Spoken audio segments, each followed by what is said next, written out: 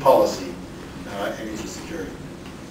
Well, I want to talk about proportionality and NAFTA. Although we have decades worth of tar sands oil, Canada cannot provide enough to Eastern Canada. And we're the only country in which we cannot supply our own citizens with our own energy.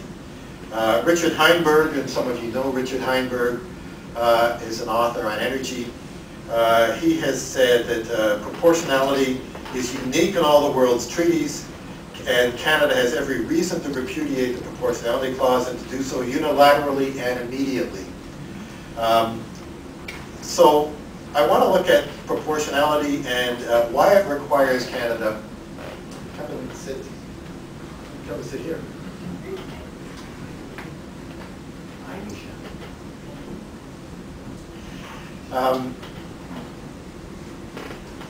Canada is really the only member of NAFTA which proportionality applies to. It was first came in the Free Trade Agreement. From my understanding of it, I'm trying to find the origins of it, but it seems to have been an American demand. The Canadian government, Conservative government, Mulroney government, welcomed it. The Alberta government, remember Peter Lougheed said the great thing about the national energy, about the Free Trade Agreement was that there would never be another national energy program. Pat Carney, our trade minister, said the same thing. When Mexico came into NAFTA and the energy proportionality was then folded into NAFTA, Mexico said, no way are we going to give up our energy security. It would go against our constitution.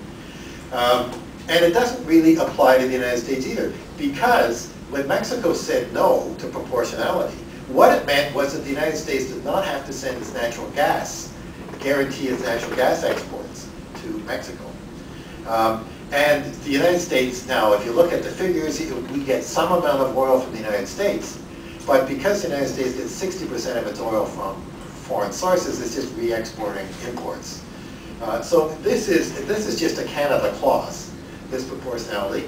And as far as I know, there is no other treaty in the world. There are a lot of free trade agreements in the world, and bilateral and other kinds, that have an energy proportionality clause in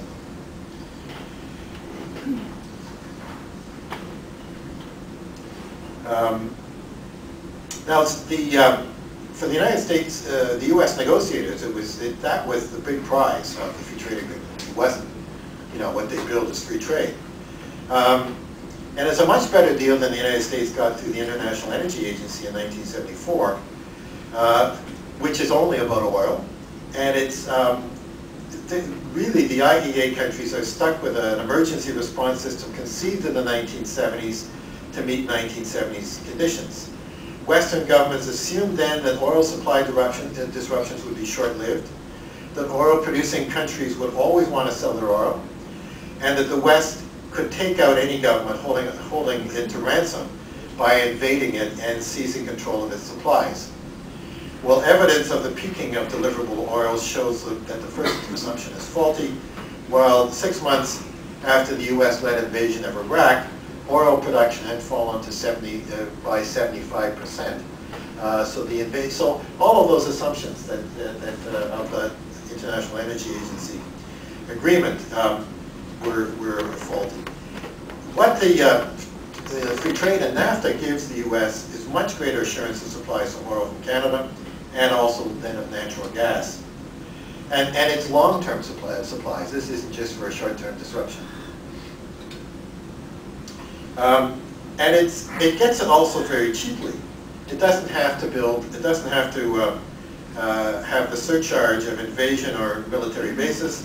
As a voluntary U.S. resource satellite, Canada's energy comes cheap. Because if you actually add up all the costs in the Middle East of getting all the military costs of getting that oil, that is a huge surcharge.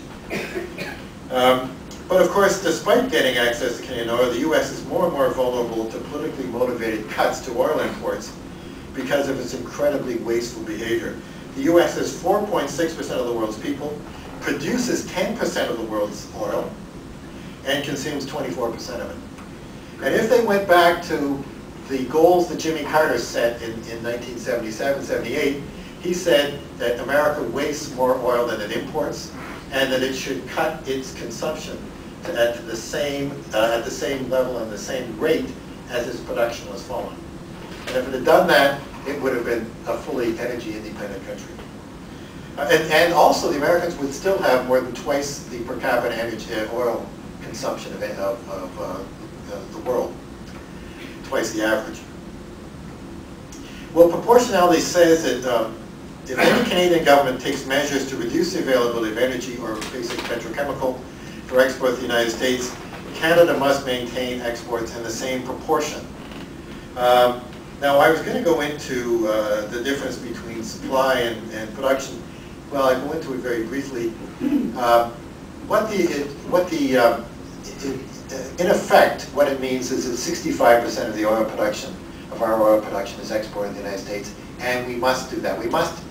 The language of the agreement says we must make it available to the Americans, but you think there's any other circumstance in which they wouldn't take it?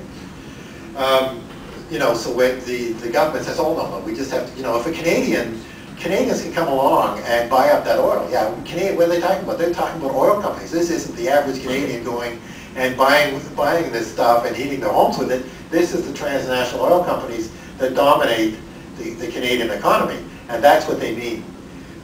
Now, they say that all these imports, almost 1 million barrels a day, are part of Canadian supply. And so I was trying to figure out if there were ways of reducing imports while not actually violating this energy proportionality. Because we actually supply 49% of the total supply, including imports, but it's 65% of our production. The problem is, in trying to replace any imports directly, you would have to shift production that it goes to the United States already. So it'd be very hard to reduce imports without also reducing exports in the United States. Now, I was talking just this morning, a trade lawyer